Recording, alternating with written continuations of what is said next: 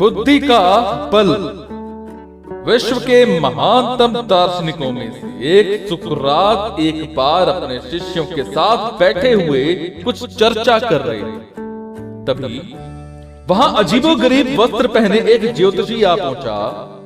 वो सबका ध्यान अपनी ओर आकर्षित करते हुए बोला, मैं ज्ञानी, मैं किसी का चेहरा देखकर उसका चरित्र बता सकता हूं। बताओ, तुम में से कौन मेरी इस विद्या को परखना चाहिए?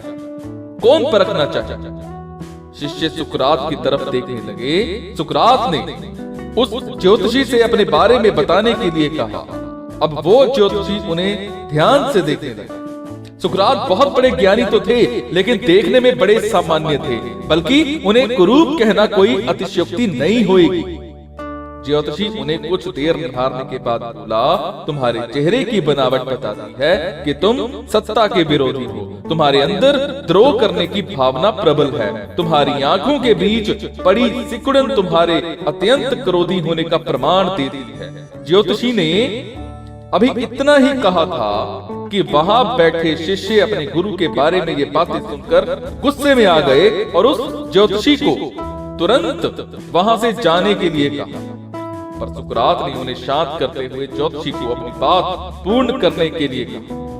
ज्योतिषी बोला, तुम्हारा बेडौल सिर और माथे से पता चलता है तुम एक लालची ज्योतिषी हो, और तुम्हारी ठुड्डी की बनावट तुम्हारे सनकी होने की तरफ इशारा कर रही है। इतना सुनकर शिष्य और भी क्रोधित हो गए, पर इसके उल्ट सुकरात प्रसन्न हो गए और ज्योतिषी को इनाम देकर के विदा किया।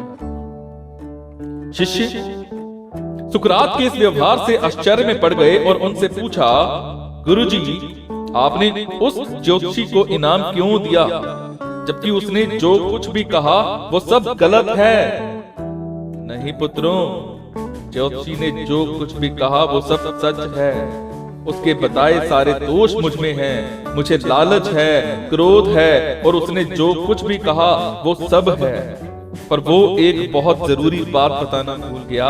उसने सिर्फ बाहरी चीजें देखी, पर मेरे अंदर के विवेक को नहीं आ पाया, जिसके बल पर मैं इन सारी बुराइयों को अपने वश में किए रहता हूं। बस वो ये नहीं चूक गया, वो मेरे बुद्धि के बल को नहीं समझ पाया।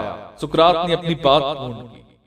मित्रों, ये प्रेरक प्रसंग बताता है कि बड़े से बड़े इंसान में भी कमियां हो सकती हैं, पर अगर हम अपनी बुद्धि का प्रयोग करें तो सुकरात की तरह ही उन कमियों से पार पा सकते हैं।